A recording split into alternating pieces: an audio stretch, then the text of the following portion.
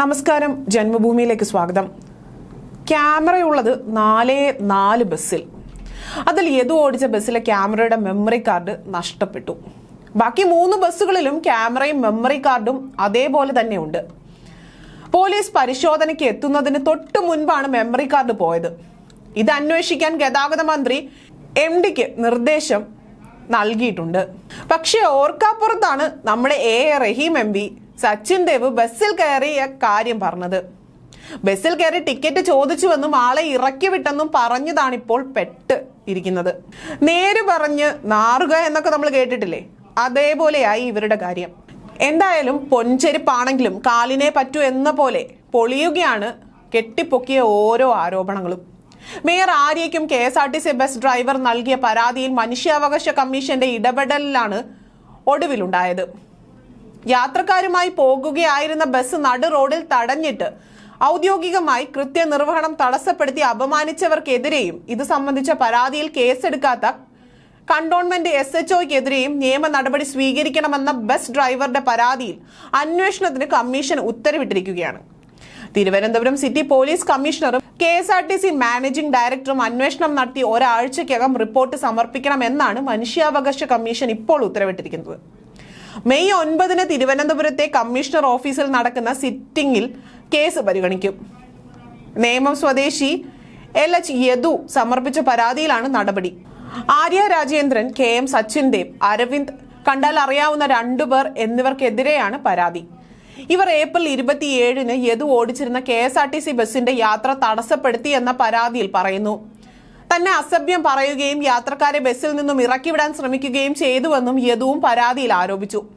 അന്ന് രാത്രി 10:30 കണ്ടോൺമെന്റ് SHOയ്ക്ക് പരാതി നൽകിയിട്ടും കേസെടുക്കുകയോ അന്വേഷണം നടത്തുകയോ ചെയ്തില്ല.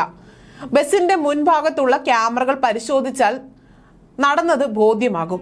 എന്നാൽ യാതൊരുവിധ അന്വേഷണവും നടത്താതെ തനിക്കെതിരെ കേസെടുത്തുവെന്നും യദു പരാതിയിൽ പറഞ്ഞു. കേസ് മറ്റൊരു ഏജൻസിയെ കൊണ്ട് അന്വേഷിക്കണമെന്നാണ് യദുവിന്റെ മറ്റൊരാവശ്യം.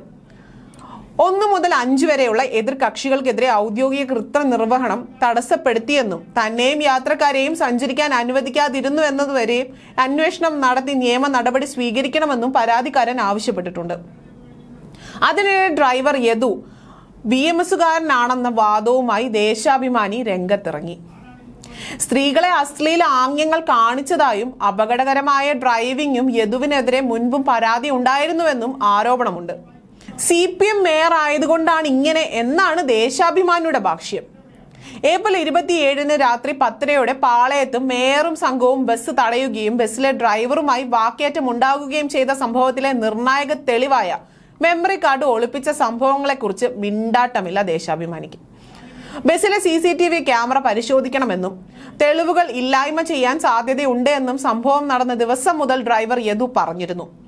എന്നാൽ ആ സാധ്യത പരിശോധിക്കാൻ പോലീസ് തീരുമാനിച്ചത് ഏപ്രിൽ 30 CCTV പരിശോധിക്കാൻ സൗകര്യം ഒരുക്കണമെന്ന് കണ്ടോൺമെന്റ് പോലീസ് KSRTC ഡിപ്പോ അധികൃതരോട് ഔദ്യോഗികമായി ആവശ്യപ്പെട്ടെങ്കിലും അന്ന് ബസ് തൃശൂരിലേക്ക് സർവീസിന് പുറപ്പെട്ടിരുന്നു.